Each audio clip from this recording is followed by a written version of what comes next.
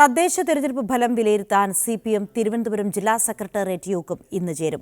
തിരുവനന്തപുരം നഗരസഭ, ജില്ലാ പഞ്ചായത്ത് അധ്യക്ഷന്മാരുടെ കാര്യത്തിലും ഏകദേശ ധാരണ യോഗത്തിലുണ്ടാകും. കഴിഞ്ഞ തവണത്തെ പോലെ യുവമേയറെ ചുമതലയേൽപ്പിക്കാൻ തീരുമാനിച്ചാൽ ഗായത്രി ബാബുവിനോ ആര്യ രാജേന്ദ്രനോ നറുക്കുവീഴും. അല്ലെങ്കിൽ PSC മുൻ അംഗം കൂടിയായ ജമീല ശ്രീധർ മേയറാകും. മലയങ്കേഴ് ഡിവിഷനിൽ നിന്ന് ജയിച്ച D. സുരേഷ് കുമാറാകും ജില്ലാ പഞ്ചായത്ത് പ്രസിഡന്റ്. തദ്ദേശ തെരഞ്ഞെടുപ്പിൽ തിരുവനന്തപുരം കോർപ്പറേഷനിൽ UDFും BJPയും തമ്മിൽ വോട്ട് കച്ചവടം നടത്തിയതായി CPM.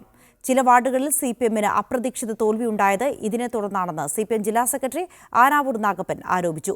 തോൽവിയുണ്ടായ ഇടങ്ങളിൽ പരിശോധന നടത്താനും പാർട്ടി തീരുമാനിച്ചു. നെടുങ്കാട്, PTP നഗർ ഉൾപ്പെടെയുള്ള ഇടങ്ങളിൽ UDF സ്ഥാനാർത്ഥികൾക്ക് ലഭിച്ച വോട്ട് ചൂണ്ടിക്കാട്ടിയാണ് BJPക്ക് മറിച്ചുവെന്ന ആരോപണം CPM ഉയർത്തുന്നത്. 25 വാർഡുകൾ ഇത്തരത്തിൽ വോട്ട് കച്ചവടം നടത്തിയെന്നാണ് CPM ജില്ലാ സെക്രട്ടറി ആനാവൂർ നാഗപ്പന്റെ ആരോപണം. നെടുങ്കാട് വാർഡിൽ UDFന് ആകെ ലഭ്യമായത് 74 വോട്ടുകളാണ്.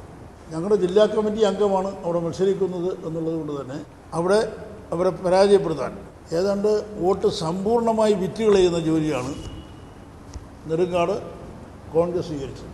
ഇങ്ങനെ ജില്ലയുടെ നമ്മുടെ നഗരത്തിൻ്റെ ഒരു 10-25 സ്ഥലത്ത് പരസ്പരം അഡ്ജസ്റ്റ്മെൻ്റ് ഉണ്ടാക്കാൻ അവർ തയ്യാറായി. 52 വാർഡുകൾ നേടി കോർപ്പറേഷൻ ഭരണം നിലനിർത്തിയെങ്കിലും മേയർ സ്ഥാനത്തേക്ക് പരിഗണിച്ചിരുന്ന പലരുടെയും തോൽവി ഗൗരവമായി പരിശോധിക്കണമെന്ന നിലപാടിലാണ് CPM ജില്ലാ നേതൃത്വം. ഒലീന, പുഷ്പലത തുടങ്ങിയവരുടെ തോൽവി പാർട്ടി പരിശോധിക്കും.